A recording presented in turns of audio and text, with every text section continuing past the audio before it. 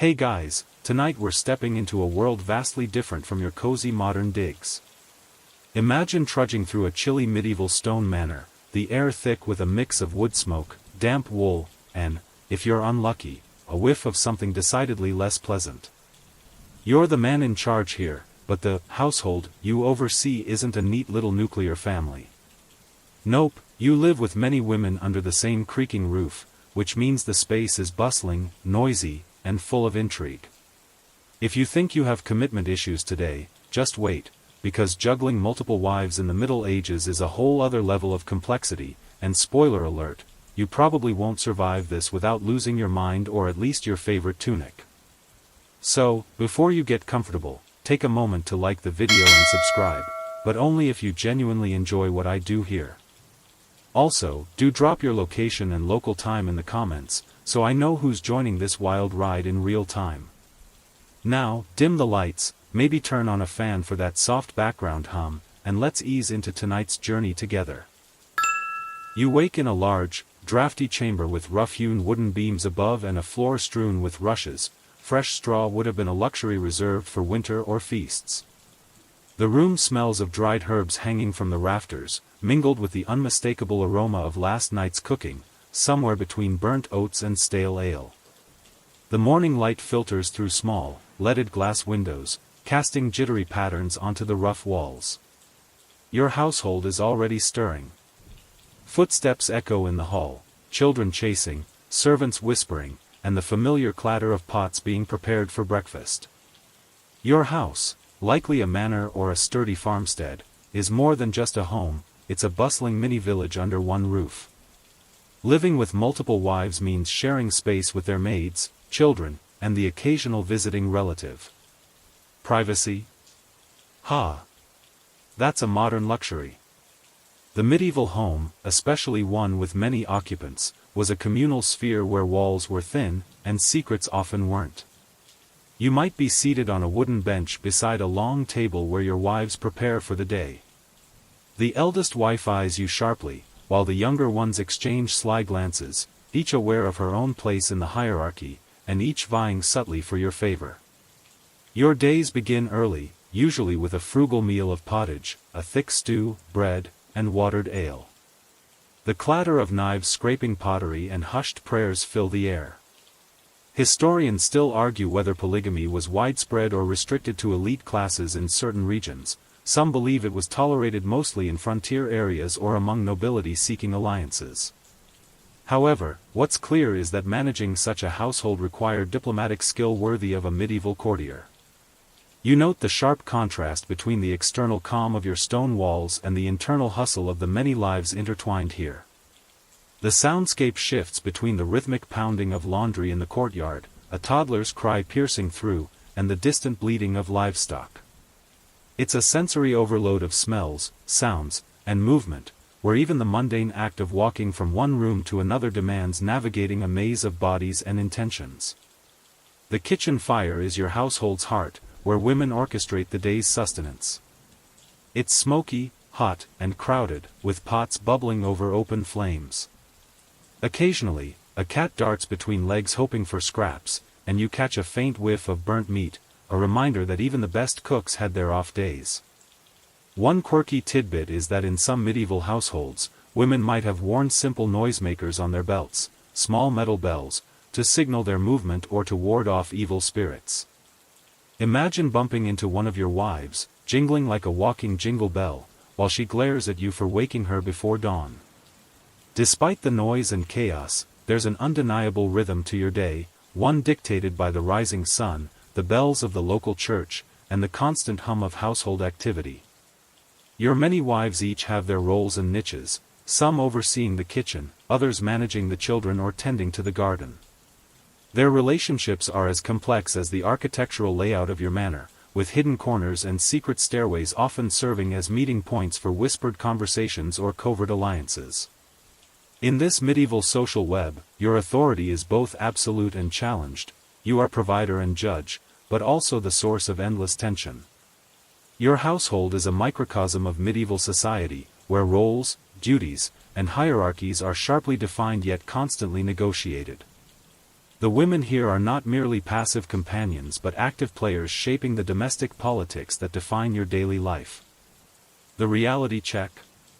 Don't expect a quiet, peaceful retreat.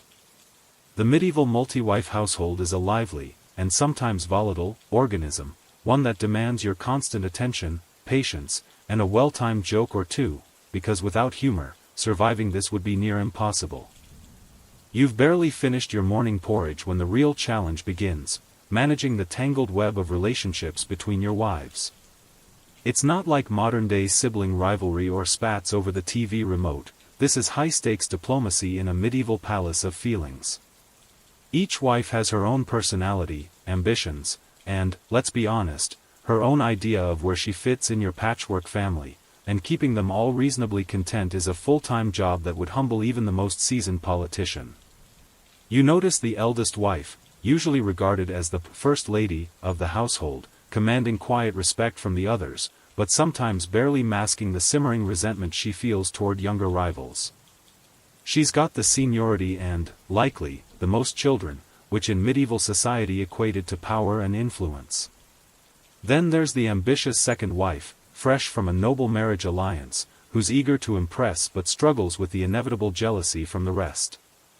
The youngest might still be learning the ropes, her smile hiding a keen sense of observation, plotting her own rise in the domestic hierarchy. Historians still argue whether men deliberately married multiple women to forge political alliances or for genuine companionship, but what's undeniable is the intricate emotional balancing act you perform daily. You need to be generous with attention, enough to keep jealousy in check but subtle enough not to offend anyone's pride. This balancing act is so tricky. Some say medieval men had to be part diplomat, part actor, and part magician. One quirky historical tidbit that might surprise you: some medieval men used love tokens, small, personalized gifts like embroidered handkerchiefs or simple jewelry, to placate jealous wives or signal favor. These tokens often carried secret meanings, and exchanging them required careful timing and discretion. Imagine handing out these tiny peace offerings like a medieval CEO handing out bonuses during a tense board meeting. You can't ignore the political nature of your marriages either. Each wife often comes from a different family or region, bringing with her a network of loyalties, expectations, and baggage. Their mothers, brothers, or cousins might write letters or send messengers to check on their well-being, demanding your attention and sometimes stirring conflict. That's a lot of outside noise seeping into your already crowded household. Maintaining peace requires subtlety. Sometimes you have to listen patiently to petty complaints or staged feuds, while privately assuring one wife that her place is secure. At other times, a quiet word or a discreet act, perhaps a shared meal or a favor, can cool rising tensions. You learn to read the room, picking up on small gestures, a tightened jaw, a sideways glance, or the faintest sigh. It's not all tension, though. There are moments of genuine camaraderie between your wives, sisterhood forged by shared experience, gossiping over laundry, or conspiring playfully against your forgetfulness. These bonds, while sometimes fraught, add a layer of complexity to your family life. Remember that no household runs on conflict alone. Jealousy is almost inevitable, but so is negotiation. You find yourself sometimes playing mediator, not just in grand disputes but in the smaller, everyday spats over chores, clothing, or attention. When things flare up, you might have to call for a family council, a medieval group therapy session with a lot less soft lighting and a lot more awkward silences. In some fringe medieval records, there's even mention of husbands who kept favorites, a wife who enjoyed special privileges like a private chamber or the best food. This favoritism could spark intrigue or outright rebellion among others, making your balancing act even more delicate. Historians still debate how widespread and accepted this practice was, but it surely added spice to domestic politics. Now, add to this emotional juggling the need to remember a dizzying array of details: birthdays, prayer days, local festivals, and who has recently fallen ill or given birth. Medieval men were often expected to show their care not only through words but also by remembering these social markers, which in a household with multiple wives could be overwhelming. Forgetting a feast day or a gift could trigger weeks of cold shoulders and whispered snubs. You might find yourself crafting subtle strategies, like giving the eldest wife more public praise to cement her status while quietly rewarding the youngest for her loyalty. Or orchestrating small competitions, like who spins the finest wool or tends the garden best, as distractions or ways to build camaraderie. Sometimes, your skill at managing these relationships could be the difference between a harmonious household and one simmering with conflict. One charming yet strange practice was the use of secret languages, or coded letters exchanged between wives or with their families, sometimes involving symbols or flowers, to communicate feelings that couldn't be spoken aloud. This adds a layer of intrigue to your home, as you try to decode hidden messages while keeping peace. At times, you might wish for a simple life, but the reality is your household is a living, breathing drama. It's a constant dance of affection, jealousy, power, and patience. You develop a thick skin, a sharp eye, and, importantly, a sense of humor to survive it all. So, as you navigate this daily maze, you develop a kind of sixth sense for moods and subtle signals. It's exhausting but necessary, and sometimes, the best you can do is to keep smiling, crack a joke, and hope the morning's minor battle doesn't turn into an all-out war. You rise with the sun, or sometimes before, because in a household as lively as yours, the day's chores don't wait for anyone's mood. The scent of fresh-cut wood smoke and damp earth drifts in from outside, mingling with the ever-present aroma of herbs drying by the hearth. You trudge through the stone corridors, dodging a child with a wooden toy and a servant balancing a basket of eggs, headed for the kitchen. The day ahead is packed with the rhythmic routines that keep your household afloat. Managing a medieval household with multiple wives means chores are divvied up carefully, but rarely evenly. Each wife often claims mastery over certain tasks or spaces, staking her domain in the sprawling manor or farmstead. Some might oversee cooking and baking, turning simple grains into the staple pottages, breads, and, on rare occasions, sweetened pastries for feast days. Others command the spinning and weaving, transforming raw wool into fabric for the family's clothes, while yet others tend the gardens or livestock. You, of course, have your own routines, though they're far less physically demanding. Perhaps you inspect the fields, meet with tenants, or visit the local market to barter goods. But you're always aware that the domestic engine runs on the countless, often invisible, efforts of your wives and their helpers. Historians still argue whether women's labor in such households was rigidly divided or more fluid, shifting with seasons and circumstance. Some suggest that the shared workload forged stronger bonds among women, while others argue it bred rivalry and territorial disputes. Either way, the complexity is undeniable. A quirky medieval detail: many women wore leather or cloth aprons lined with tiny pockets where they stashed tools, needles, scissors, herbs, or even small tokens from their husbands. It's like having a medieval Swiss Army knife strapped to your waist, handy for everything from sewing a tear to stirring a pot. Chores also followed a strict seasonal rhythm. Spring called for planting and cleaning, summer for tending and harvesting, autumn for preserving and preparing for winter, and winter for mending, spinning, and planning. With multiple wives, this seasonal workload was distributed to keep the household running year-round, though it also meant continuous bustle without much rest. Water was a precious resource, so washing clothes, cleaning dishes, and bathing were carefully scheduled. Bathing, in particular, was rare and usually communal, done in large wooden tubs filled with heated water. Privacy was minimal, and modesty was a relative concept. Imagine squeezing your multiple wives and children into a steamy chamber while trying not to slip on the wooden floorboards. The daily grind also included caring for the children. Some wives focused on nursing infants or educating older children, teaching them basic skills, prayers, and household duties. Others might tend the kitchen garden, ensuring a steady supply of herbs and vegetables to complement the starchy meals. One lesser-known tidbit: some medieval households employed wet nurses, who specialized in breastfeeding infants when the mother was unavailable or unable. This was especially common in large polygamous households where the distribution of maternal care had to be managed carefully. Your role, though less hands-on in chores, involves overseeing this intricate dance, resolving disputes over tasks, and ensuring no corner of the household falls into neglect. You're also the keeper of time, reminding your wives and servants of prayer hours, meal times, and the arrival of guests. Despite the hard work, these routines provide a comforting structure. The repetitive motions of spinning wool or kneading dough, the rhythmic chopping of vegetables, and the scent of baking bread all create a sensory tapestry that defines daily life. Yet, amid the order, there's room for humor. For example, it was common for medieval wives to compete over whose bread rose higher or whose stew tasted better, turning the kitchen into a lively battleground of culinary pride.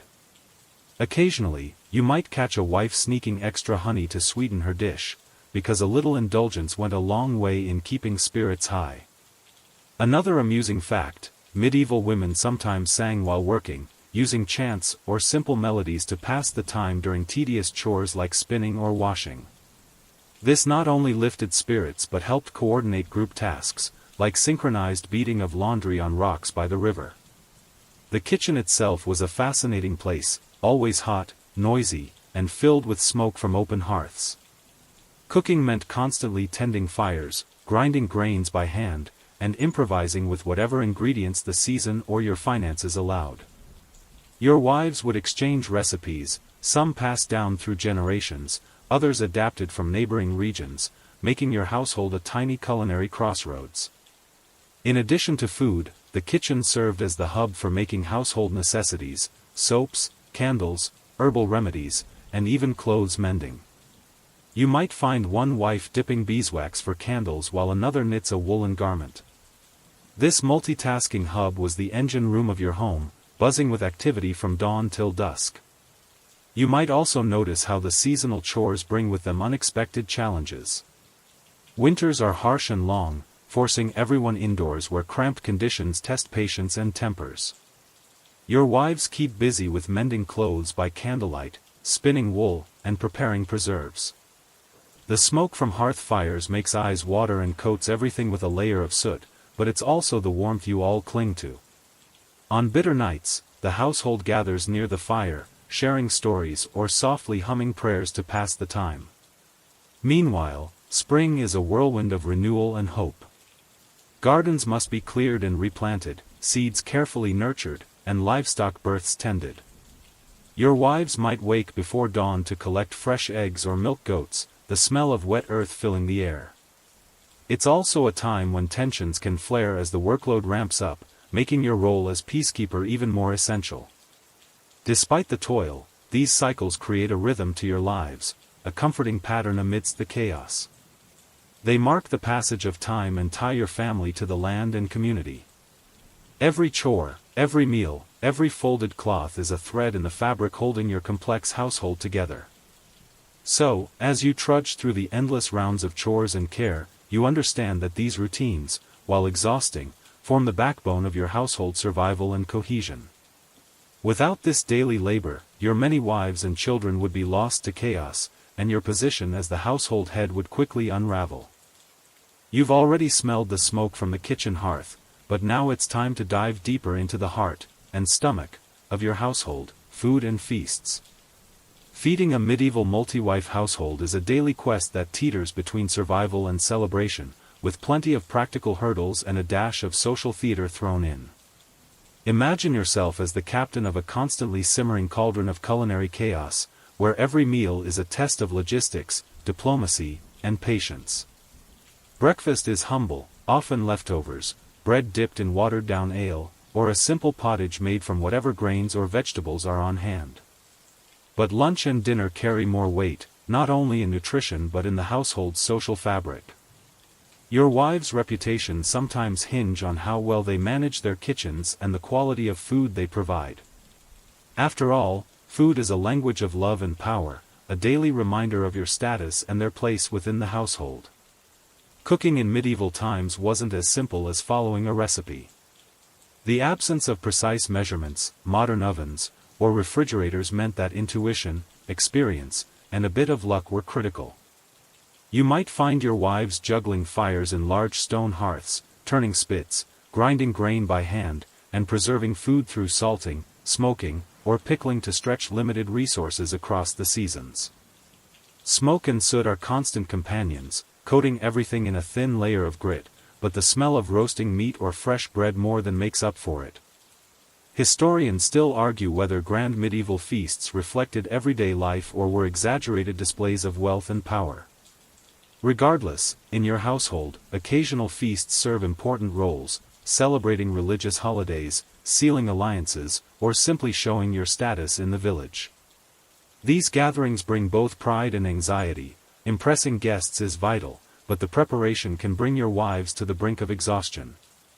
A quirky fact is that medieval cooks often used spices like cinnamon, cloves, and nutmeg, imported at great expense, to mask the taste of less than fresh meat.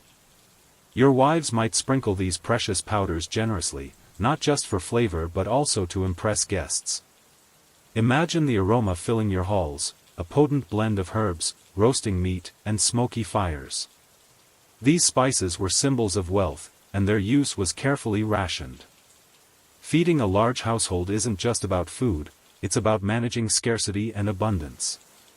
During lean seasons, you ration carefully, relying on staples like beans, root vegetables, and hard bread. When harvest is plentiful, you indulge in fresh meat, cheese, and sweet treats made from honey.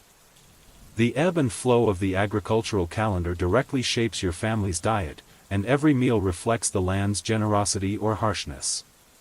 Your wives are also masters of improvisation. If the day's hunt comes up empty or the grain stores run low, they turn to foraging wild herbs, berries, or mushrooms, adding a touch of variety and survival skill to the menu. Such resourcefulness is critical when winter looms and stored provisions dwindle. You might find them bargaining fiercely at the market for a few extra eggs or haggling for a small piece of salted fish. Mealtimes themselves are structured affairs. The household often eats together, with a clear hierarchy determining seating arrangements. You, as the lord, sit at the head of the table, while wives, children, and servants occupy designated spots.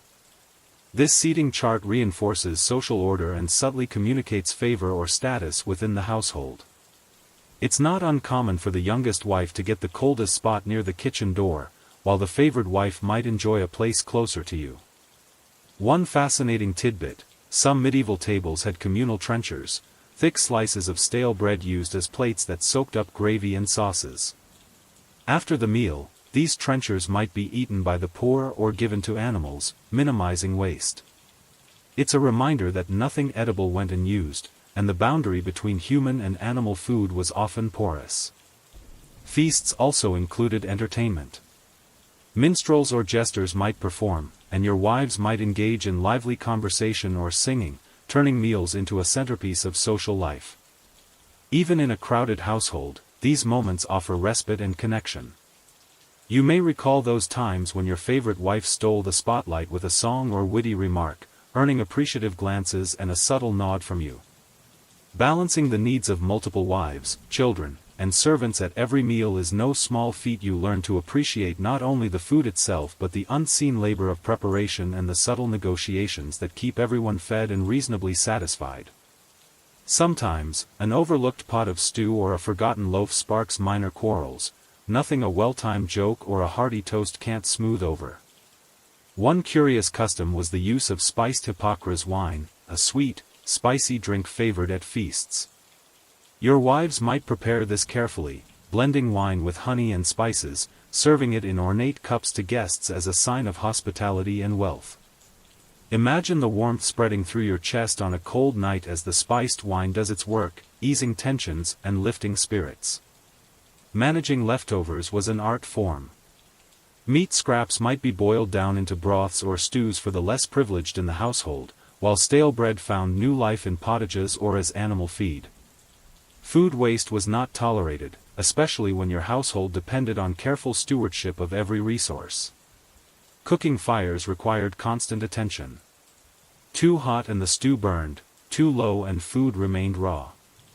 Your wives, with practiced skill, knew how to tend the hearth, adding wood at just the right moments, using bellows to stoke flames, and judging doneness by smell and sight.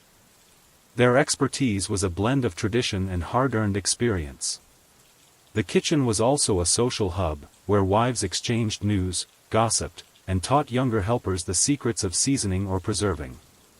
This transmission of knowledge kept the household culinary legacy alive across generations.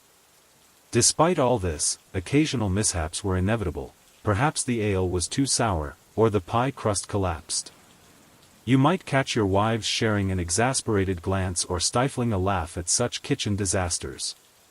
It was part of the charm, a reminder that even in the Middle Ages, not every meal was Instagram-worthy. So, whether it's a modest stew on a rainy day or a grand feast to mark a saint's day, food is the thread that binds your many lives together, a daily ritual of survival, celebration, and social dance in the medieval world.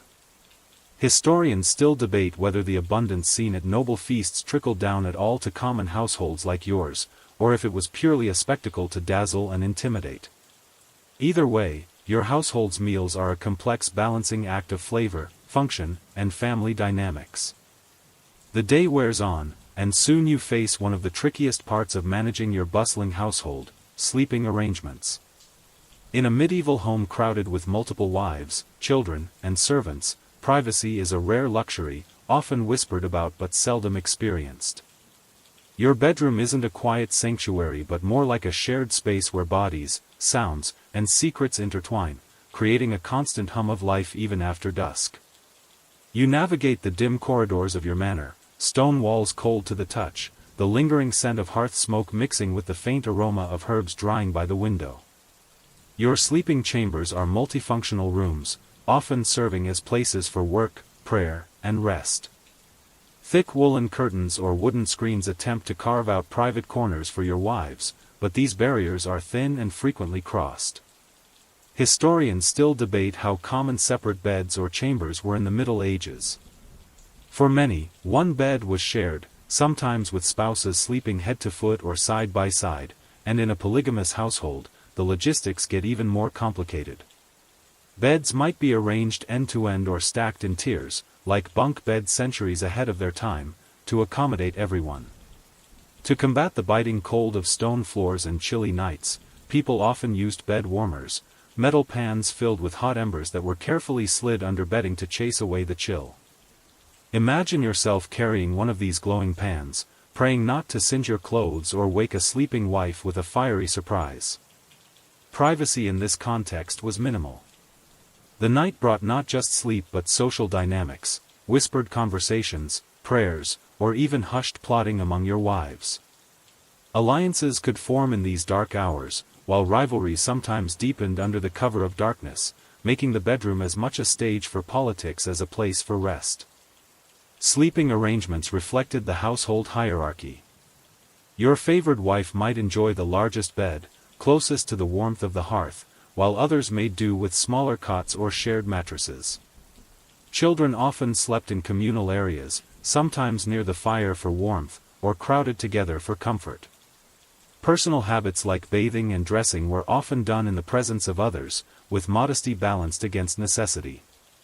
Medieval homes usually lacked separate dressing rooms or bathrooms, so these intimate moments were public affairs, which could lead to awkward situations but were simply part of daily life. Noise was unavoidable: children's cries, the shuffle of servants, the creak of wooden floorboards, and murmurs of late-night conversations formed a constant soundscape. If you were a light sleeper, you'd quickly learn to accept this nocturnal symphony or develop a thick skin. To soften the cold and muffle sounds, households used heavy tapestries and thick curtains around beds and windows. These also helped keep out pests like fleas and mice, which were persistent annoyances. Your family likely kept cats for pest control, their soft paws padding around the manor even at night. Nighttime was also when segmented sleep took hold. People didn't sleep through the night in one go but experienced first sleep and second sleep periods, with a waking hour in between. During this time, you might tend the fire, pray, talk quietly with a wife, or simply lie awake pondering the day.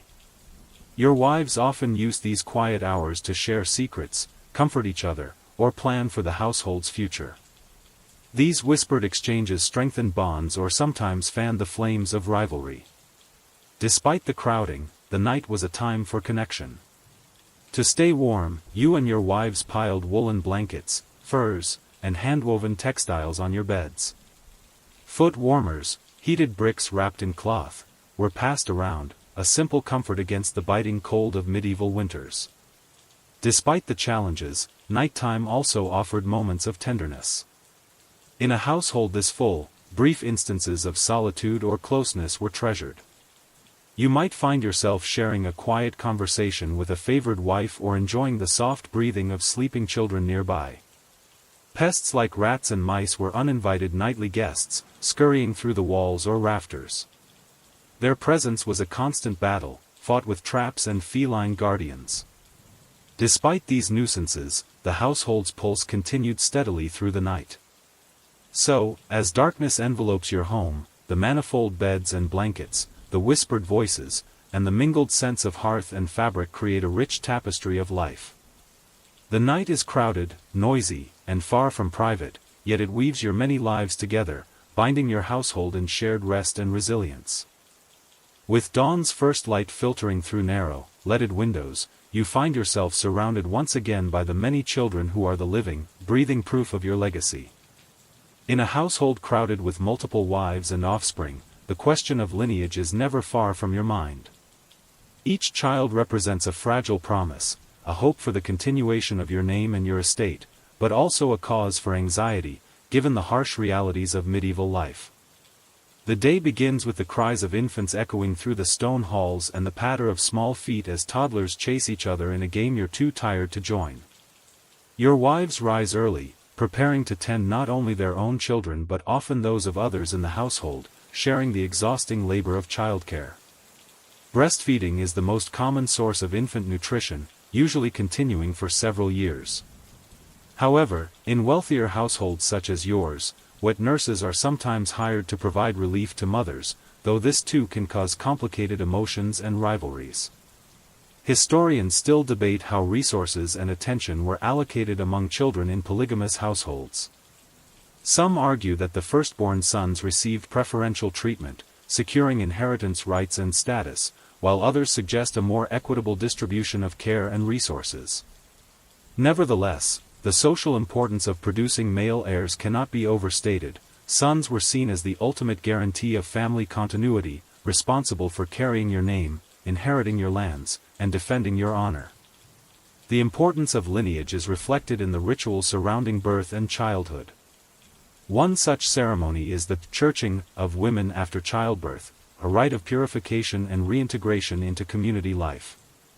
It was an occasion filled with religious solemnity but also social significance, attended by family, neighbors, and clergy, marking both the physical and spiritual rebirth of the mother.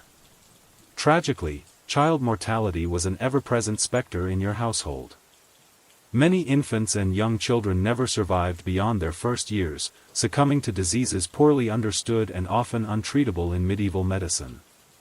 The sorrow of loss was a familiar shadow, shared in silent tears and whispered prayers. Your wives, desperate to protect their children, resorted to herbal remedies, charms, and consultations with local healers or wise women, hoping for miracles in a world where science was limited. Children were raised within a practical framework, learning the skills necessary for survival and social acceptance. Older children were expected to assist in the household's upkeep, tending to animals, helping with chores, and learning to prepare for their future roles, whether as heirs, spouses, or laborers.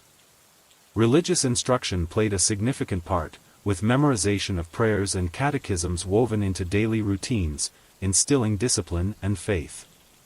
Play was a precious but limited luxury.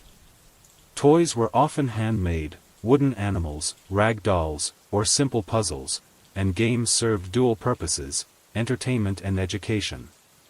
Through play, children learned cooperation, strategy, and social roles, preparing them for the complexities of adult life. Some wealthier families commissioned illustrated prayer books or alphabets for their children, early attempts at literacy blending spiritual and intellectual training. These artifacts symbolized the desire to raise heirs not only physically strong but also intellectually prepared to navigate medieval society's intricate social hierarchies. Sibling relationships within your household were a complicated tapestry of camaraderie and competition.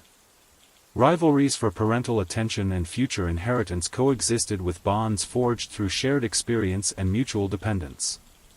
Older siblings often took responsibility for caring for younger ones, learning leadership and sacrifice at a young age, while your wives mediated disputes, striving to maintain fairness and peace. Protective customs surrounded infancy and childhood. Amulets, charms, and holy relics were placed near cradles or worn by children, believed to ward off evil spirits, disease, or the dreaded nightmare that could plague sleep. These practices, blending Christian faith and folk beliefs, provided comfort amidst uncertainty and danger. Your patriarchal role extended beyond mere provision. Public acknowledgement of your children, especially sons, was crucial for their legitimacy and social standing. Baptisms and naming ceremonies were more than religious rites, they were affirmations of lineage and identity, events you attended with a mix of pride, hope, and solemnity. Pressure to produce heirs was a constant strain, particularly for your wives. Infertility or miscarriages carried heavy social stigma, threatening their standing and your household stability. Navigating these emotional minefields required diplomacy, empathy, and careful management of household dynamics. Despite the hardships and dangers, children brought life and joy to your home. Their laughter and innocence softened the burdens of your daily struggles. Moments of playfulness, chasing toddlers through cold stone halls or listening to your children's simple songs, offered precious respite and reminders of hope. As the sun climbs higher, your many children embody both the weight of your past and the promise of your family's future. Their lives, intertwined with those of their mothers and your household, form the continuing story of your lineage, a complex tapestry woven with love, loss, duty, and hope. The rhythm of your household is inseparable from religious life and duties. Faith isn't merely a personal belief but the backbone of your medieval world, shaping behavior, guiding rituals, and influencing every facet of daily life for you and your many wives. As dawn breaks, the church bells toll across the village, their sonorous clangs a constant reminder of the divine order that governs your existence and your place within it. Mornings start with the Angelus, a brief prayer said 3 times daily, murmured softly by your wives as they carry out their daily tasks. The soft sound of psalms and hymns blends seamlessly with the rhythmic clatter of spinning wheels and the aroma of bread baking over the hearth. Your calendar is ruled by the sacred cycle of fasts, feasts, and holy days, from the austerity of Lent, when meat is forbidden and the focus is on penance, to the joyous celebrations of Christmas and Easter, marked by indulgent meals and communal gatherings. Failing to observe these holy obligations not only risks spiritual damnation but could also result in social ostracism or even punishment, as the Church's influence penetrates deeply into all aspects of village life. Scholars still debate how deeply medieval people internalized their faith versus performing religious observances as a social necessity. In a household as large and complex as yours, faith is often intertwined with appearances and social standing, yet moments of genuine devotion break through, in quiet prayers before meals, solemn processions during festivals, or heartfelt confessions whispered in the dim candlelight of your private chapel. Your wives attend Mass regularly together, an event that goes beyond worship. It serves as a vital social gathering where alliances are forged, gossip exchanged, and social hierarchies reaffirmed. Your presence in the pews alongside them signals your household status and piety to the wider community, reinforcing your role as both spiritual and temporal leader. Among the many religious customs observed, the sprinkling of holy water stands out. Your wives perform this ritual around the home and on the fields, invoking protection against evil spirits and disease. This blend of official church rites and folk magic, involving candles, incense, and whispered prayers, reflects the syncretic nature of medieval spirituality. You might observe your wives walking the boundaries of the property at dusk, holding small containers of holy water, muttering blessings as twilight falls. Religious festivals color your year with light and ceremony. The feast days of saints, the solemnity of All Souls' Day, and the exuberance of Christmas are times when the household's fabric is woven tighter.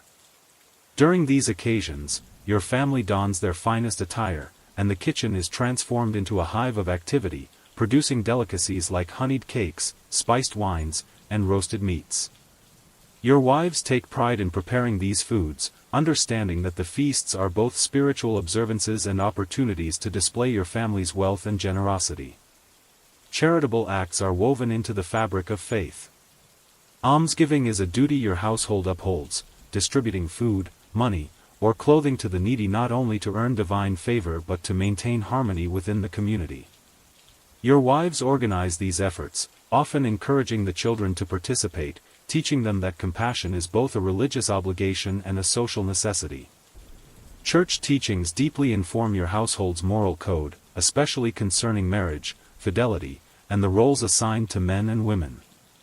While polygamy is officially condemned and rare in Christian Europe, there were exceptions or tolerated situations, particularly in frontier or noble contexts.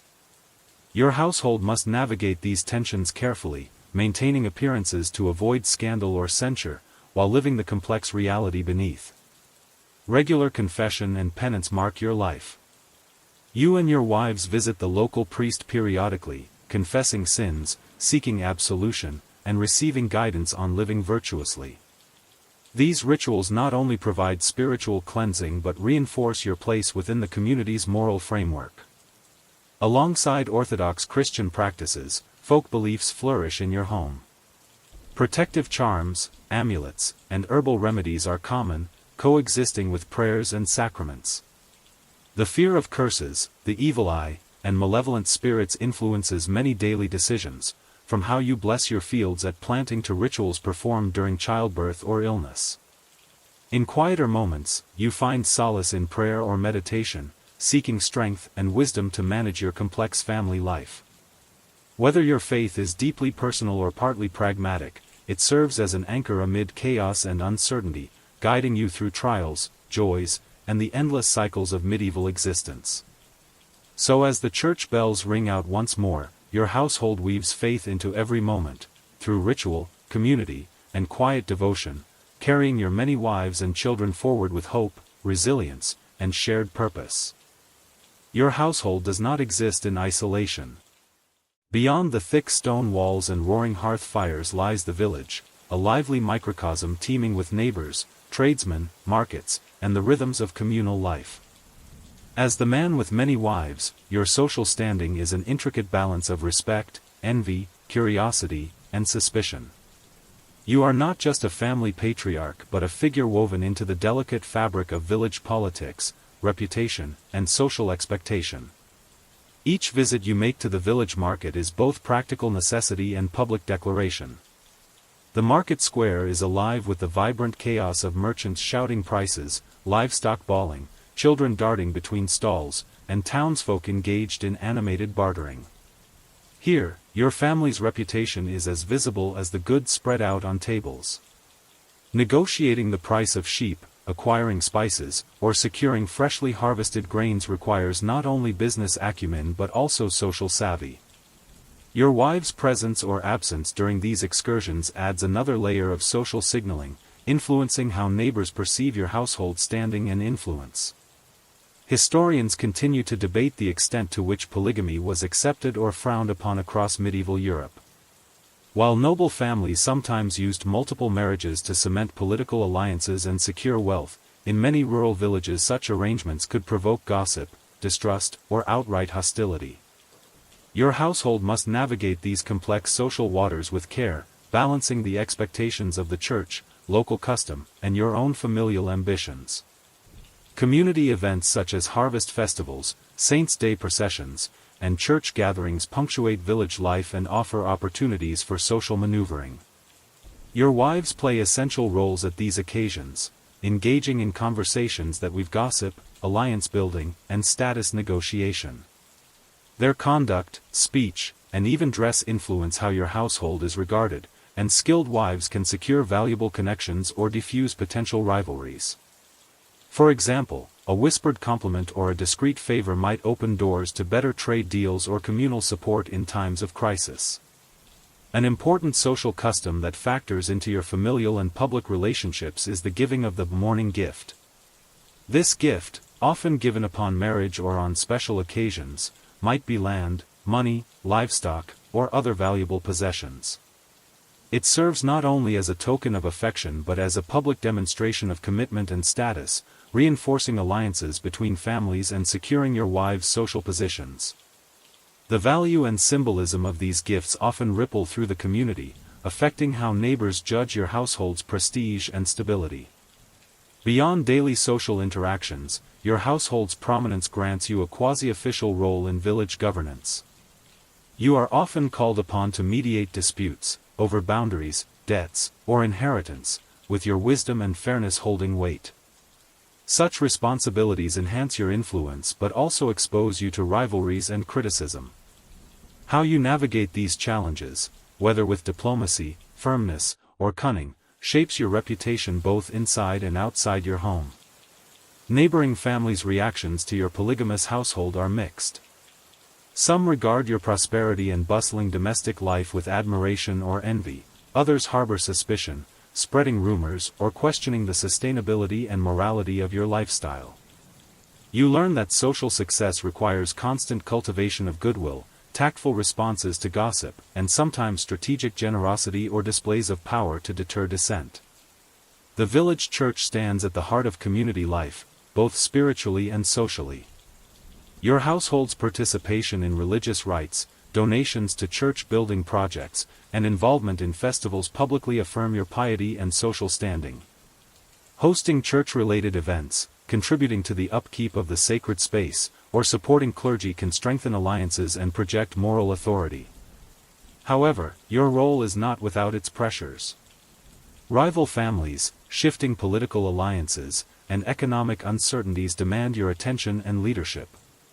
The unity and loyalty of your wives and children, along with your negotiation skills, become your primary tools to safeguard your household's position. In the grand social mosaic, your polygamous family is a prominent, sometimes contentious, thread, rich with complexity and fraught with challenges. You must balance your duties as a devoted family man with the demands of public life, mastering a delicate social dance that defines your legacy. Through bustling markets, solemn church services, festive gatherings, and quiet evenings by the hearth, you move deftly between private devotion and public responsibility. Your family is a microcosm of the village itself, a web of relationships, alliances, rivalries, and hopes. Navigating this intricate social landscape requires patience, wisdom, and resilience, qualities you cultivate daily to ensure your place in history and the prosperity of your many wives and children. Handling jealousy and conflict in your sprawling medieval household is a constant, delicate balancing act. When you live surrounded by many wives, children, and servants under one roof, emotions simmer close to the surface, and the smallest spark can ignite a fierce quarrel. Your role evolves beyond husband to mediator, counselor, and sometimes peacemaker, as you navigate the complex emotional terrain of multiple relationships all vying for your attention, affection, and favor. Mornings rarely start with perfect calm. Beneath polite greetings lie subtle tensions. Perhaps the eldest wife feels overlooked because you spent too long speaking with another, or a younger wife harbors quiet resentment over a forgotten anniversary or slight. These microdramas unfold in whispered corners, through sharp glances and clipped replies. You develop a keen eye and ear for the silent language of displeasure, learning when to intervene with gentle words and when to allow space for tempers to cool. Sometimes, these tensions simmer unnoticed until a minor provocation causes them to boil over into sharp arguments or cold silences. Historians still debate whether medieval households had formal conflict resolution mechanisms or relied chiefly on informal negotiation. Evidence points to occasional family councils or mediated discussions led by trusted servants, elders, or clergy, designed to diffuse simmering tensions. Such gatherings were sometimes akin to medieval group therapy, lacking soft lighting and comfy chairs, but serving a vital function nonetheless. These sessions could range from brief interventions after a quarrel to longer meetings aimed at addressing persistent issues that threaten the household's harmony. You've learned that symbolic gestures go a long way toward easing discord. Offering a shared meal, giving a small but thoughtful gift, or dedicating a prayer or mass for peace are peace offerings that remind your wives the value of harmony. A carefully timed compliment or public show of affection can soothe ruffled feelings more effectively than any spoken apology. Sometimes, arranging shared tasks or celebrations that include all wives creates moments of unity and shared purpose. Managing jealousy requires keen emotional intelligence. You observe body language, tightened jaws, forced smiles, averted eyes, and tune your responses accordingly. Timing is crucial. Addressing complaints too directly may escalate conflicts, while ignoring them risks festering resentment. Sometimes, a private word or a gentle touch can calm tempers, but other times, firmness and clear boundaries are necessary to maintain order and respect. The relationships among your wives are a shifting tapestry of friendship, alliance, rivalry, and suspicion. Moments of genuine camaraderie and laughter sit alongside bouts of competition for your favor and household privileges. You foster cooperation through shared tasks, celebrations, or small rewards, knowing that some rivalry is inevitable and, in moderation, even healthy for the household's vitality. Encouraging shared responsibilities, like organizing festivals or managing parts of the household, helps create bonds and reduces friction. Historical records mention households where one wife was favored, granted private chambers, better meals, or greater influence. Favoritism often bred jealousy but also functioned as a political tool, balancing power within the family. You must carefully manage affections to avoid fracturing your household's fragile peace, aware that perceived neglect or bias can cause lasting wounds. Sometimes, public acknowledgments or ceremonies bolster a wife's status and ease tensions. Conflicts are not limited to emotions alone. Disputes over chores, finances, or child-rearing frequently escalate into heated arguments. Your role extends to practical arbitration, redistributing responsibilities fairly, settling disagreements over resources, and reminding all of their duties. Striking a balance between individual needs and the household's welfare requires tact and decisiveness. You might find yourself stepping in during disagreements over who is responsible for which tasks or mediating when funds need to be allocated for repairs or festivals. At times, quarrels extend beyond your home, involving extended family or community members. Resolution may then call for intervention from respected elders, priests, or local magistrates, whose mediation preserves broader social harmony. Navigating these external pressures demands diplomacy and a willingness to compromise, ensuring your household remains respected and integrated within the larger community. Despite these challenges, moments of reconciliation bring relief and strengthen bonds. Shared rituals, whether communal meals, religious ceremonies, or festive celebrations, heal rifts and renew familial commitment. The warmth of shared laughter and mutual support restores balance and hope. You might notice how a simple act, like lighting candles during a feast or sharing a prayer, mends fences and softens hearts. You also appreciate the power of humor. A well-timed joke, playful teasing, or unexpected kindness lightens tense atmospheres, reminding everyone that beneath rivalry lies affection and shared destiny. Laughter becomes a salve, diffusing tension and fostering connection amid the complexities of polygamous family life. Thus, as tensions rise and fall within your lively household, you wield patience, empathy, and humor to navigate the daily storms. Your family is a living, breathing organism, sometimes tumultuous, often vibrant, always demanding your full attention and care. Through countless small interventions and moments of grace, you preserve the delicate peace that allows your household to thrive amid complexity. Managing jealousy and conflict is not just a duty, it is the very thread weaving together the rich fabric of your many lives. The fabric of your medieval household is woven not only with love and conflict but also with the pressing, practical demands of health and healing. Illness, injuries, and the pervasive fragility of medieval life cast long shadows over your large family, making caregiving and recovery constant, urgent concerns. Without modern medicine, your home transforms into an infirmary where your wives assume vital roles as caregivers, herbalists, midwives, and spiritual healers, relying on a blend of tradition, observation, and hope. Your day begins early, often before the sun crests the hills, with the soft murmur of whispered prayers and the faint, soothing aroma of healing herbs simmering on the hearth. Your wives prepare poultices from chamomile, yarrow, willow bark, and other botanicals, carefully mixing them into salves to soothe bruises, reduce fevers, or ease aching joints. These remedies are far from simple, they are the culmination of generations of hard-won knowledge, handed down orally, tested through trial and error, blending practical observation with a touch of mysticism. In a time when the line between medicine and magic blurs, your wife's knowledge becomes your family's lifeline. While professional physicians and barber surgeons existed, they were rare, expensive, and often too distant to attend to your household's daily ailments.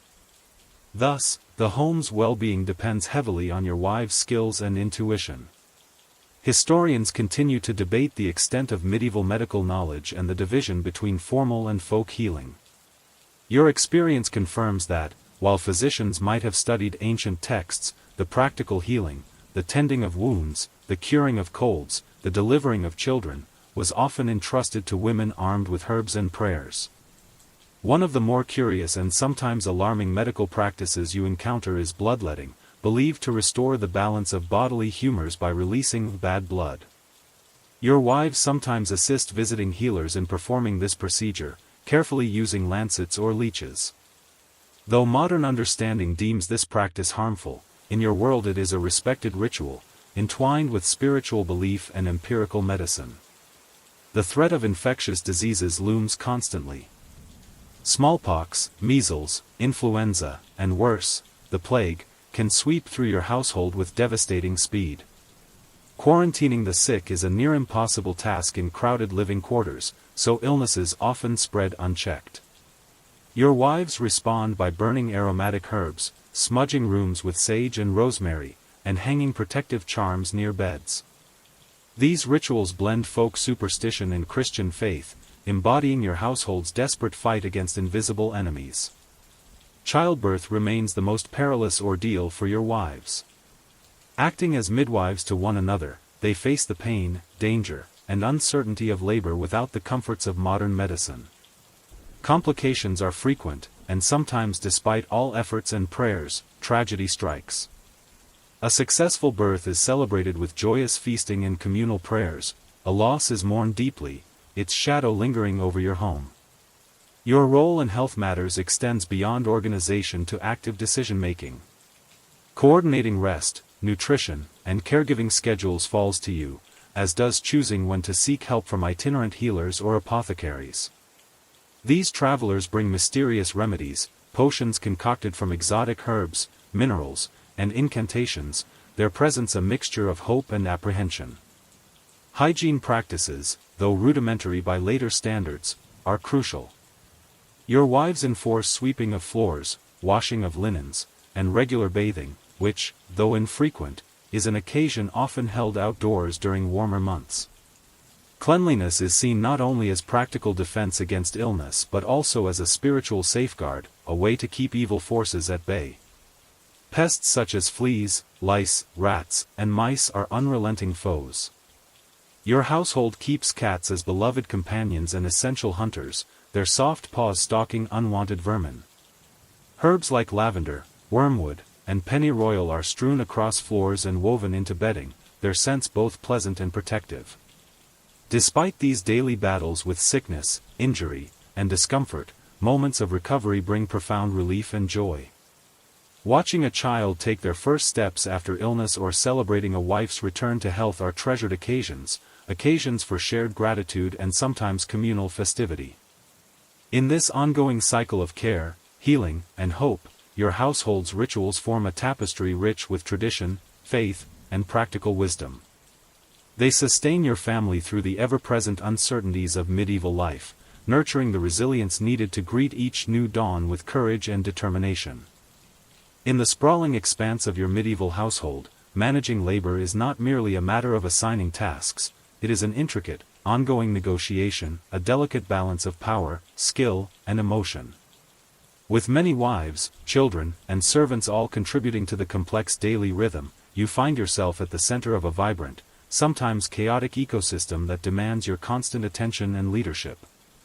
Every chore completed, every duty fulfilled, is a vital thread in the tapestry of survival and prosperity. Your mornings begin early, often before the first light of dawn softens the horizon. The stone walls of your manor slowly awaken to the sounds of bustling activity, the clatter of wooden shoes on cold floors, the murmur of hushed conversations, the rhythmic turning of spinning wheels. Your wives rise with purpose, each overseeing her domain with practiced skill. One tends the bustling kitchen, orchestrating the preparation of hearty stews, freshly baked bread, and preserves that will sustain the household through harsh winters. Another directs the spinning and weaving of wool, transforming coarse fleece into warm textiles that clothe your family and servants alike. Yet another oversees the garden or manages the children's lessons in faith and practical skills. This division of labor, while flexible, reflects the personalities, talents, and statuses of your wives, allowing the household to function like a well-tuned machine. Historians debate the rigidity of medieval household labor structures. Some claim strict hierarchies governed who did what, ensuring order and clarity. Others suggest a more fluid system, where duties shifted with the seasons, the health of household members, or the urgency of particular tasks. Your experience confirms a blend. Certain responsibilities remain fixed for efficiency, while others require adaptability, ensuring that no task is left undone even when circumstances change unexpectedly. Servants and hired laborers are the household's backbone beyond the family. Their dedication and competence have a direct impact on daily life and long-term success. Motivating them is a nuanced art. You must balance fairness and authority, reward and discipline. These workers take on essential yet often invisible roles: cleaning, carrying water, tending animals, mending roofs, and crafting tools. Their labor, though modest, sustains the household's vibrant pulse. Children, growing from helpless infants into capable youths, gradually assume more responsibility. From an early age, they learn by doing, fetching firewood, feeding poultry, helping with cooking, or assisting in the fields. This apprenticeship instills vital skills, fosters a sense of duty, and binds the younger generation to the household's fortunes. Watching toddlers grow into hard-working helpers is one of your greatest satisfactions. Songs and chants accompany many communal tasks, a tradition that lightens toil and strengthens bonds. Your wives and servants often sing rhythmic melodies while spinning yarn, washing clothes, or harvesting crops. This shared music transforms labor into a social event, knitting your household closer together even in the face of hardship. The changing seasons dictate the household's labor intensity and priorities. Spring and autumn demand long days spent planting and harvesting, the entire family mobilized to secure food stores. Summer's warmth brings relative calm but focuses on preservation, repair, and preparation for the coming cold. Winter shifts attention indoors, emphasizing weaving, mending, education, and planning. Your ability to anticipate these cycles and prepare accordingly is essential for survival. Balancing workloads fairly is a continuous challenge. Overworking one wife or servant breeds resentment and disharmony. Underutilizing another wastes valuable energy and talents. Your leadership requires sharp observation, noticing exhaustion in a face, reluctance in a tone, and proactive adjustment of duties to maintain morale and efficiency. Teaching and knowledge transmission are lifelines. Experienced wives mentor younger ones and servants, sharing techniques in cooking, weaving, herbal medicine, and child rearing. This passing of wisdom ensures the household's resilience and preserves traditions that might otherwise fade. Unexpected events, illness, storms, conflicts, test your organizational skills. Flexibility is crucial. You may need to reassign tasks, call upon neighbors for assistance, or temporarily suspend non-essential work to meet urgent needs. Your calm under pressure reassures the household and fosters trust. Your success in managing labor directly affects your household's prosperity. A well-organized workforce ensures sufficient food, warm clothing, and comfortable shelter. Poor management risks shortages, fatigue, and strife that threaten both health and harmony. Through careful planning, clear communication, and genuine respect for each individual's contribution, you cultivate a cooperative, resilient household. This complex web of duties and relationships weaves the fabric of your family's medieval life, a testament to endurance, adaptation, and shared effort. Your medieval household thrives not only through labor and resource management but also through the rich tapestry of education and upbringing.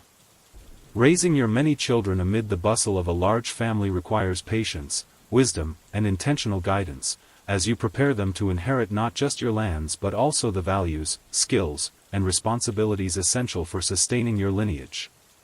From their earliest days, your sons and daughters learn primarily through observation and hands-on participation.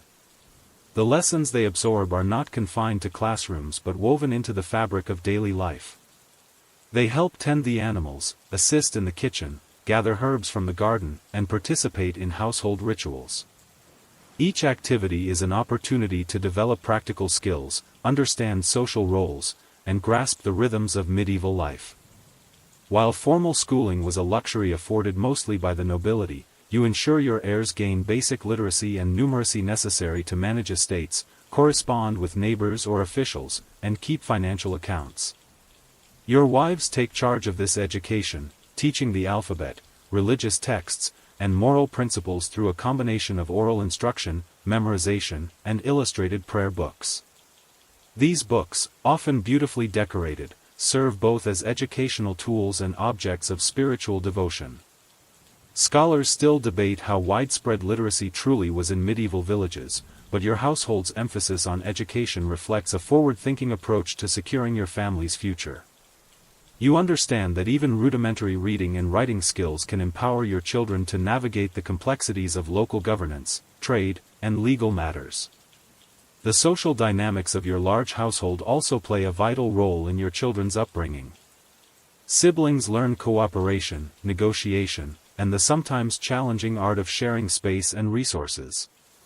Older children often take on caregiving roles, helping to raise younger siblings and easing the burden on your wives. These responsibilities instill a sense of duty, maturity, and leadership from an early age. Religious education permeates every aspect of their formation. You and your wives emphasize faith as the cornerstone of morality and community belonging. Children learn prayers, participate in church ceremonies, and memorize Bible stories.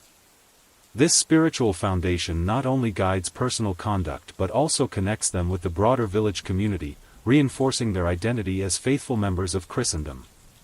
Storytelling by the hearth is a cherished nightly tradition. Tales of saints' miracles, heroic knights, and local legends captivate young minds, imparting values of courage, faith, and justice. These narratives foster imagination and cultural continuity, bridging generations through shared stories and lessons. As children mature, gender roles become more defined in their education and future expectations.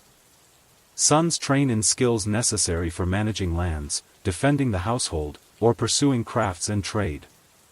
They learn to wield tools, read maps, and understand local laws, preparing to assume leadership and secure your family's legacy. Daughters, meanwhile, receive instruction in domestic arts, social etiquette, and religious duties. Their education often includes preparation for arranged marriages, which serve to strengthen alliances and elevate your household standing. Challenges arise regularly: illness can disrupt learning, scarce resources limit access to books and materials, and the constant demands of household work compete with formal instruction.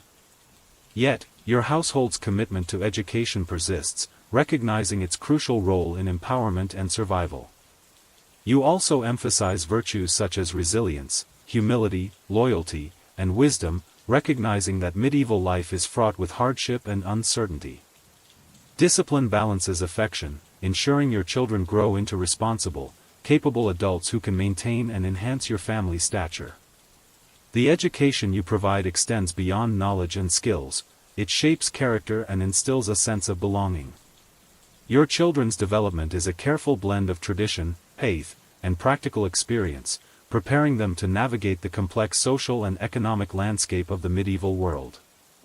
So amid the laughter, lessons, and sometimes tears that fill your household. Education flows like a steady current, nurturing minds, shaping futures, and weaving your family's enduring story into the rich tapestry of medieval life.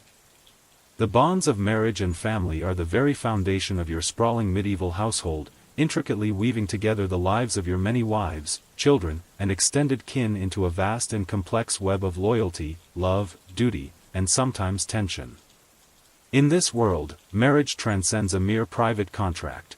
It is a vital social institution charged with economic, political, and spiritual significance. Navigating this intricate landscape requires wisdom, sensitivity, and unwavering resolve. You carefully arrange marriages, often after extensive consultation with your wives, trusted advisors, and sometimes local clergy. These unions are far from casual affairs.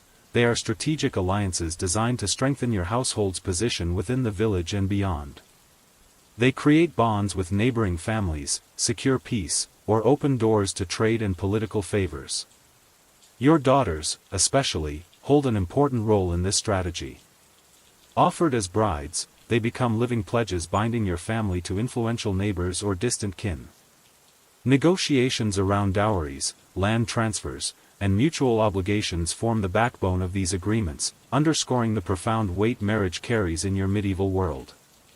Historians continue to debate how much autonomy women exercised in choosing their spouses, with some evidence suggesting arranged marriages dominated, while others hint at subtle forms of consent or resistance. Within your household, while duty often overrides personal preference, you understand the value of consent and harmony. When marriages begin on more amicable terms, the resulting peace reverberates through the household, strengthening alliances and reducing potential conflict. Conversely, discord in a marriage can ripple outward, threatening fragile social ties and communal stability. Polygamy adds a distinct layer of complexity. You not only manage your own relationships with multiple wives but also navigate the interpersonal dynamics among them. Jealousies, rivalries, and competitions for your attention or household privileges simmer just beneath the surface. To maintain peace, you strive to cultivate fairness, affection, and respect, aiming to foster a spirit of mutual support rather than contention. This balance requires delicate tact. Sometimes small gestures, a private conversation, or public acknowledgement can soothe simmering tensions. Wedding ceremonies in your household are grand and significant events. They blend religious rites with vibrant community celebrations. Preparations are extensive, feasts are planned, music arranged, and dancing organized, turning the occasion into a public spectacle that marks not just the union of two individuals but the joining of families and the reaffirmation of social bonds. Such festivities reinforce your household's prominence and solemnize the sacredness of marriage in the eyes of your community. Within these marriages, child-rearing is a shared, weighty responsibility. Your wives nurture and educate children according to customs steeped in tradition, ensuring the transmission of values, faith, practical skills, and social roles. The survival and prosperity of your lineage hinge on this careful cultivation of the young. Education is both formal and informal, interweaving religious instruction with lessons in labor and morality. Love, though not always the initial foundation of these unions, blossoms in many marriages over time.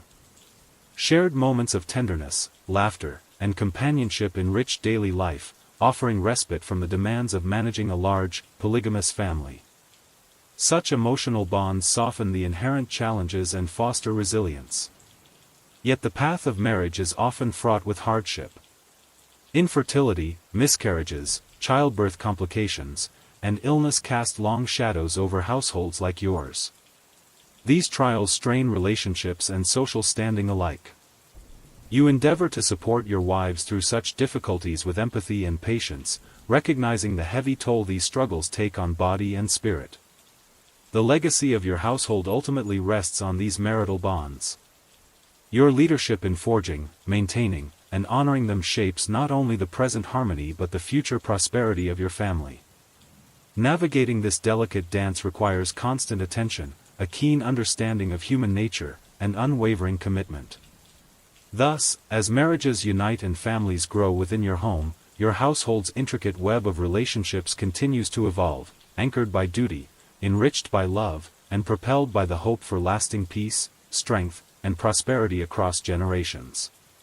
The bonds of marriage and family form the foundation of your sprawling medieval household, weaving the lives of your many wives, children, and extended kin into a vast, intricate web of loyalty, duty, affection, and occasional tension. Marriage in your world is far more than a private agreement between two individuals. It carries with it enormous economic, political, and spiritual significance, shaping the fortunes of families and communities alike. Navigating this complex institution demands wisdom, sensitivity, and unwavering resolve. From the outset, arranging marriages is a careful and strategic process.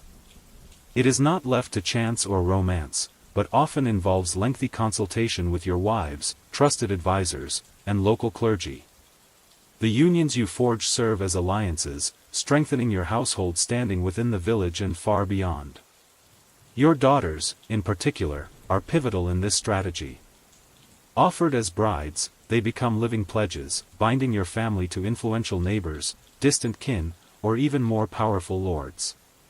These negotiations involve detailed discussions about dowries, land transfers, mutual obligations, and the forging of lasting peace between families. The exchange of gifts, promises, and solemn oaths underlines the profound weight marriage carries in medieval society. Historians debate how much autonomy women had in these decisions, with some suggesting arranged marriages were nearly universal, while others point to subtle forms of consent or quiet resistance. Within your household, duty usually overrides personal preference, but you are keenly aware of the value of harmony and consent. When marriages begin on more amicable terms, the resulting peace permeates the household and strengthens alliances, while discord risks rippling outward to threaten your social ties and influence.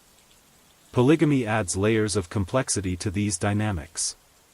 You must manage your own relationships with multiple wives while simultaneously navigating the intricate interpersonal tensions among them.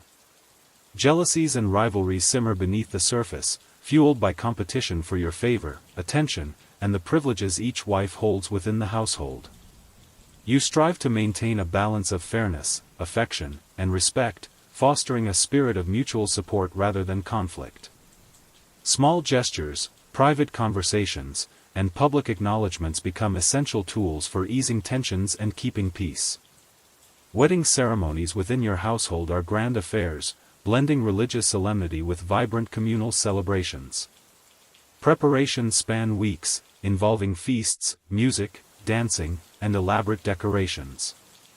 The event is more than a union of two individuals, it is a public reaffirmation of social bonds and status. Your household's prominence is displayed through the scale and splendor of these occasions, which solidify the sacredness of marriage and the strength of alliances in the eyes of the community. Child-rearing is a shared, vital responsibility within these marriages. Your wives nurture and educate children in accordance with deeply held customs and traditions. They impart religious faith, practical skills, social norms, and moral values, ensuring the transmission of your family's heritage. The survival and prosperity of your lineage depend on this careful cultivation. Education blends formal and informal lessons, intertwining religious instruction with practical knowledge of farming, crafts, and household management. Though love may not always be the initial foundation of your marriages, it often grows over time. Shared moments of tenderness, laughter, and companionship provide solace and joy amid the daily demands of polygamous family life. Emotional bonds soften the difficulties inherent in managing multiple households under one roof and foster resilience in the face of adversity. Yet marriage is not without its challenges. Infertility, miscarriages, childbirth complications, and illnesses cast long shadows. These hardships strain relationships and social standing, sometimes threatening household unity.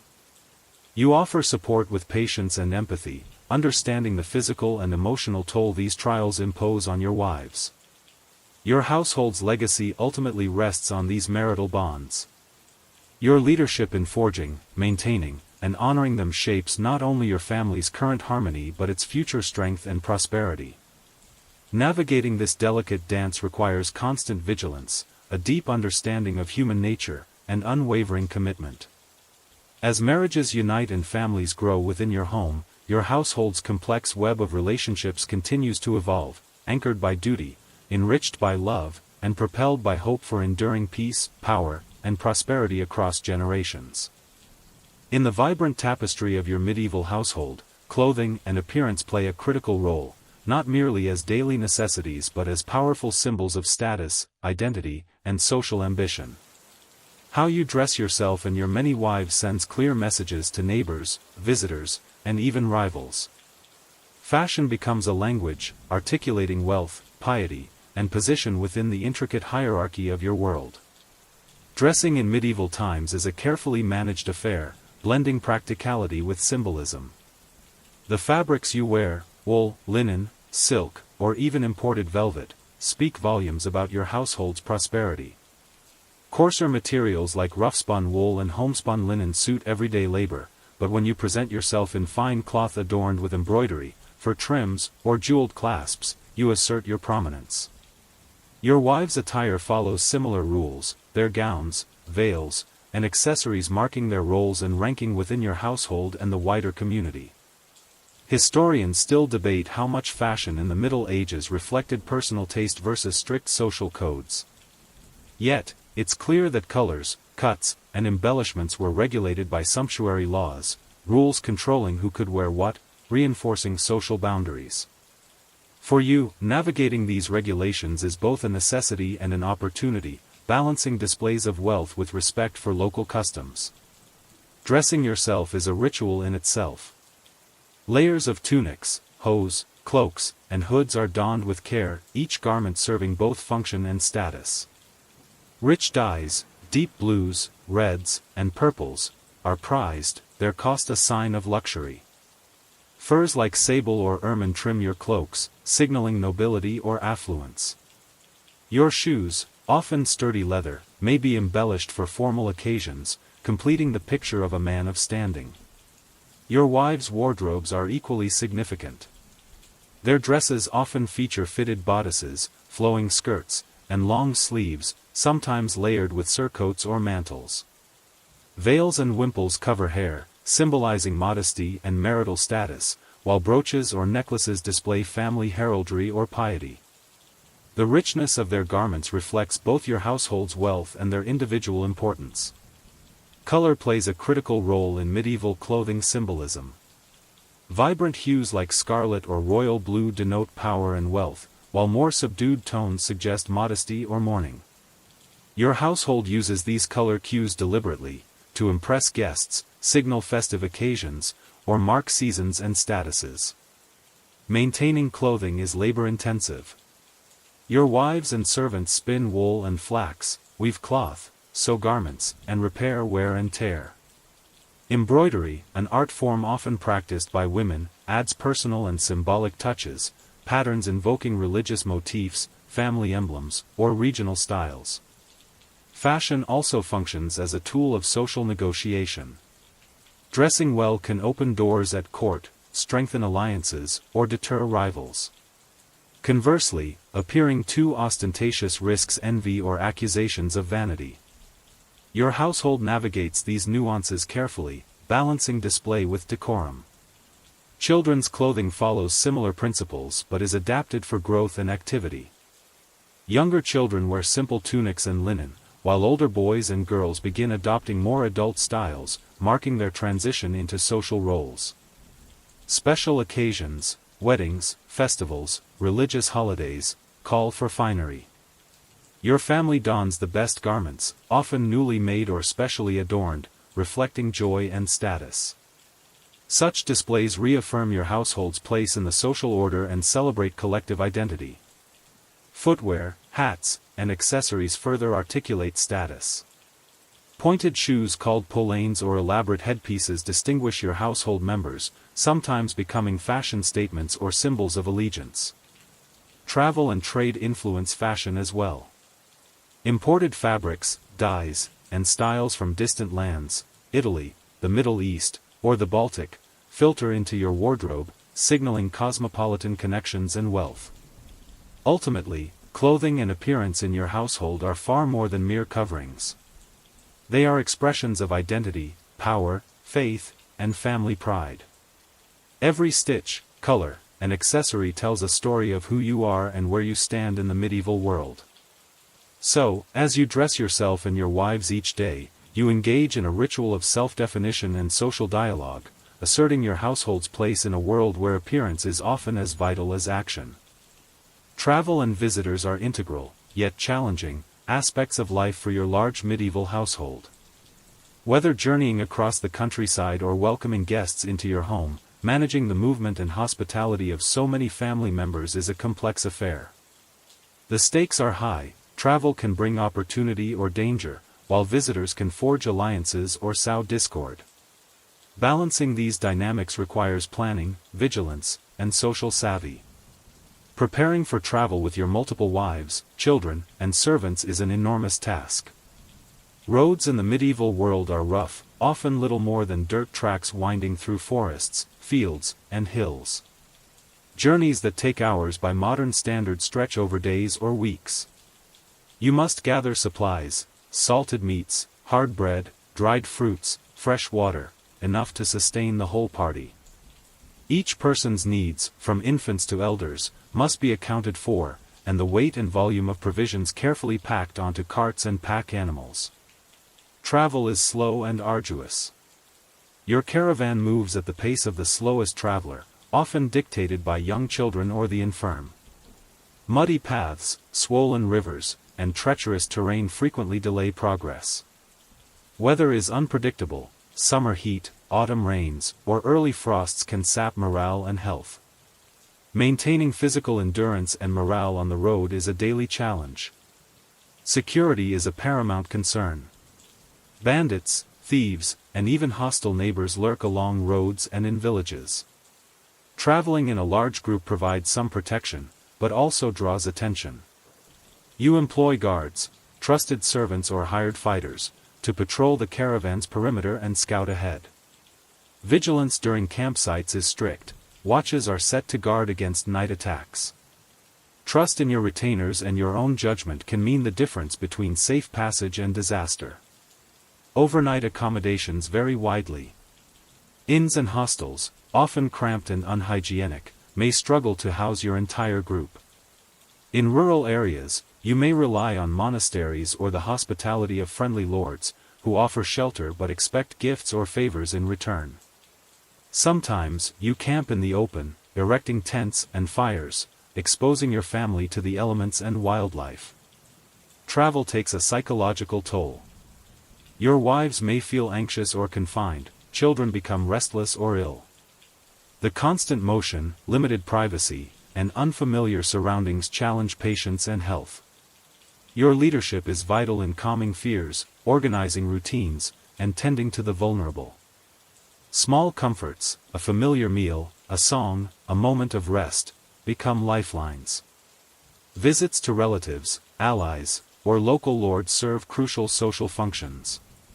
These trips foster alliances, facilitate trade, and secure political favor. Hosting guests is equally important. Your household prepares elaborate feasts with roasted meats, pies, fresh bread, and spiced wine. Musicians or minstrels entertain, while games and dancing enliven the gathering. Hospitality is a statement of status and generosity, enhancing your family's reputation. Guests bring news, goods, and opportunities. Merchants offer exotic fabrics or spices, envoys deliver messages, kin propose marriages.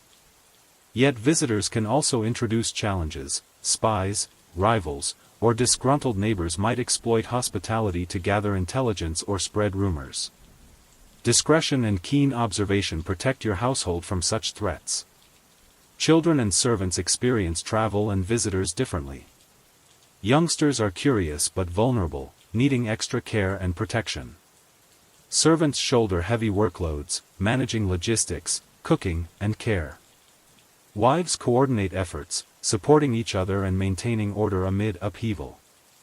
Attending seasonal fairs and markets expands your family's horizons. These bustling events offer chances to trade goods, learn news, and observe new fashions or ideas. However, crowded markets bring risks of theft, disease, and conflict. Teaching caution and proper conduct to your family members is as vital as the economic benefits gained. In all, travel and visitors are double-edged swords, sources of enrichment and danger, opportunity and disruption. Your success in managing these experiences reflects your leadership, foresight, and resilience. Through meticulous preparation, warm hospitality, constant vigilance, and adaptability, your household transforms the challenges of travel and hosting into enduring strengths, ensuring your family's prominence, safety, and legacy in a turbulent medieval world. Navigating legal rights and inheritance in your medieval polygamous household is a complex, delicate endeavor, crucial to securing your family's future and maintaining harmony within your expansive family network. The medieval legal landscape, an intricate blend of customary laws, feudal obligations, royal edicts, and church doctrines, seldom provides straightforward guidance for households like yours, with multiple wives and numerous children vying for claims and recognition. As the patriarch, you must become a shrewd negotiator and strategist, balancing family interests, social expectations, and legal constraints. Property ownership is the cornerstone of medieval wealth and status, typically passing patrilineally, land and titles moving from father to eldest son. However, polygamy complicates this lineage profoundly. Your children, born of different wives, each have claims to your estate, often leading to overlapping and competing interests. The division of property thus becomes a potential source of bitter dispute, risking fragmentation of your holdings and family discord. Your wives possess specific legal rights, often codified in marriage contracts, dowry arrangements, and jointures. These agreements grant them control over lands, income, or movable goods, providing a degree of security and social standing. Honoring these rights is essential for marital peace and household stability. Neglecting them invites legal challenges or social scandal that can erode your authority. The medieval church, while officially sanctioning only monogamous unions, nevertheless encounters polygamous arrangements, whether openly tolerated in some regions or concealed. This ambiguity extends into law, where secular customs sometimes clash with ecclesiastical doctrines. You navigate this precarious terrain by balancing respect for church teachings with pragmatic considerations, seeking local legal counsel to frame your family's arrangements within acceptable bounds. Inheritance among your children is a source of constant tension. Primogeniture, favoring the eldest son's claim to the primary estate, serves as a common solution to prevent parceling lands into unviable fragments. Yet, younger sons must be provided for through monetary bequests, movable goods, or smaller landholdings, lest they challenge their inheritance rights or seek fortunes elsewhere, sometimes leading to family feuds or alliances with rival houses. Daughters, while generally excluded from inheriting land, receive dowries upon marriage that represent their share of family wealth. These dowries, negotiated and delivered carefully, influence marriage prospects and family alliances, extending your household's influence through strategic unions. Failure to provide adequate dowries can jeopardize daughters' futures and your family's reputation. Wills and legal documents become indispensable tools in your inheritance strategy. Drafted with local notaries or clergy, these documents delineate property divisions, succession orders, and guardianship arrangements. Such clarity helps prevent disputes upon your death, establishing expectations and formalizing agreements that might otherwise be contested. Guardianship issues arise particularly when children are minors. Should a wife die or a child lose parental care, appointing reliable guardians ensures property management continuity and protects the child's welfare. These choices often reflect political alliances and family trust, with guardianship conferring significant influence. Feudal obligations impose further complexity. You owe taxes, military service, and labor to your lord or the crown, obligations that must be met even as your household juggles internal claims. Balancing these demands requires financial acumen and negotiation, as failure invites severe penalties, including loss of lands or titles. Disputes within your household and extended family frequently seek resolution through mediation or arbitration. Trusted elders, clerics, or local officials intervene to negotiate settlements that uphold both legal norms and family cohesion. Your participation in these processes affirms your leadership and commitment to unity. Legal entanglements extend beyond inheritance. Contracts for marriage, trade, and service define relationships both within and outside your household, requiring careful oversight. You must guard against fraudulent claims or encroachments by neighbors, asserting your rights with firmness and diplomacy. The stakes in managing legal rights and inheritance are high. Missteps can fracture families, diminish estates, and tarnish reputations, while wise navigation secures your legacy and social standing. Ultimately, the tangled web of laws, customs, and family dynamics surrounding property and succession demands vigilance, strategic foresight, and adaptability. Your skill in these matters determines not only your family's prosperity but the durability of its influence in a medieval world where lineage and land define power.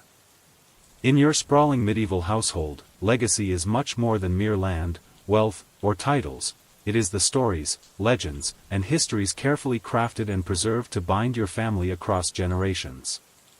This intangible inheritance shapes your family's identity, honors ancestors, and inspires future heirs to uphold your name and values. Through oral storytelling, written records, heraldry, music, and ritual, your household weaves a rich tapestry of memory and meaning that sustains you amid the passage of time. Storytelling occupies a central place in family life. As dusk falls and the hearth's warm glow fills the great hall, family members gather close. Elders, your wives, senior servants, or trusted relatives, begin recounting tales of valor, faith, cunning, and folly. These stories are more than entertainment, they embed lessons of courage, piety, honor, and prudence within vivid, memorable narratives. Each telling strengthens communal bonds and reinforces shared values, weaving the young and old into a living chain of memory. Legends about your ancestors, brave knights who defended the lands, saints who interceded for the family, clever forebears who outwitted rivals, form foundational myths. These tales elevate your family's stature within the community and beyond, imbuing current members with pride and a sense of destiny. As oral traditions evolve, stories are embellished and adapted, shaped by the needs and imaginations of each generation. Some tales warn against hubris or betrayal, others celebrate triumphs or divine favor. Historians debate how medieval families balanced factual history with myth-making. While some stories preserve kernels of truth, others are clearly poetic or symbolic. Regardless, the blend serves vital social and psychological functions, legitimizing claims, uniting family members, and inspiring conduct aligned with communal ideals. Written records, though rarer and costly, complement oral history. Charters, legal documents, genealogies, and illuminated manuscripts preserve names, deeds, and lineages. Your household might commission scribes or monks to create such documents, ensuring that your family's history endures beyond memory and oral retelling. These texts serve as references in disputes, celebrations, and negotiations, anchoring your legacy in formal record. Heraldry offers a visual narrative of your family's identity and achievements. Coats of arms, emblazoned on shields, banners, seals, and clothing, tell stories of alliances, valor, and noble bloodlines at a glance. Designing, displaying, and defending these symbols is a family priority, as they convey status and command respect. Songs, poetry, and music also preserve and enliven family history. Minstrels or family members compose verses that celebrate lineage, victories, and faith, performing them at feasts, weddings, and religious ceremonies. These artistic expressions transform history into shared cultural heritage, blending entertainment with instruction. Preserving these stories requires deliberate effort. Your wives play crucial roles in teaching younger generations to recite tales, prayers, and family lore. Rituals of remembrance, annual feasts, prayer vigils, pilgrimages to family shrines, anchor history in communal practice and spiritual devotion. Legacy is a living thread, connecting past, present, and future. Through storytelling and ritual, your household maintains continuity amid social and political change, offering a compass and inspiration for resilience and honor.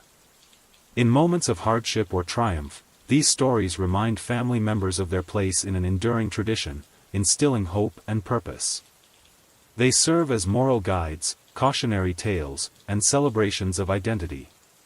So, as fires flicker and voices rise in tale and song within your great hall, your family's story unfolds, woven with hope, honor, faith, and the enduring spirit that carries your name across the medieval ages. Nightfall in your sprawling medieval household marks a profound transition, from the noisy bustle of daily chores and lively interactions to a softer, reflective quiet that settles over stone walls and timber beams. As the sun dips beneath the horizon, the golden light fades and is replaced by flickering candle flames and the gentle glow of the hearth. The great hall, once alive with clatter and laughter, calms into peaceful stillness, inviting moments of intimacy, thought, and connection amid your many wives, children, and servants. The day's work is done. Your wives finish tidying spaces, stoking fires for warmth, or tending to the youngest children's needs. The house smells of herbs and cooked meals, mingled with the faint musk of well-worn fabrics. Around you, the low murmur of whispered conversations drifts through corridors, punctuated by the soft footfalls of those settling into their chambers. Your children, finally exhausted, lie curled in shared beds, their breaths slow and even, cocooned in blankets spun and embroidered by loving hands. The younger ones cling to familiar toys or comfort objects, easing into sleep with wide, trusting eyes. Elders in the household offer prayers or blessings, their voices gentle and reverent, bridging past and present with sacred words. In these quiet hours, you find moments for yourself, a chance to sit beside the flickering fire, cup warm broth, and reflect on the weight of your responsibilities. The day's complexities, family disputes, the demands of managing resources, negotiations with neighbors, and the endless balancing act of attention among your wives, linger in your mind. Yet, night offers a reprieve, a pause to gather strength and perspective. You ponder the fragile harmony within your household. The web of relationships, often tense and complicated by jealousy or rivalry, also brims with love, loyalty, and shared history. You think of each wife, their strengths, fears, and dreams, and of your children, each carrying a piece of your legacy into the future. The medieval world beyond your walls is harsh and unpredictable. Threats of war, famine, disease, and shifting political powers weigh heavily on your thoughts. Yet, in the shelter of your home, you find resilience and hope. Faith, too, anchors you, prayers whispered for protection, guidance, and peace weave through the darkness. Your wives join in these moments of reflection, offering quiet prayers or soft conversations. Together, you forge an unspoken bond, a shared commitment to nurture and protect your family through trials and triumphs alike. These connections, though sometimes strained by circumstance, form the heart of your household strength. You also reflect inwardly on your journey, the challenges overcome, the mistakes made, and the love given and received.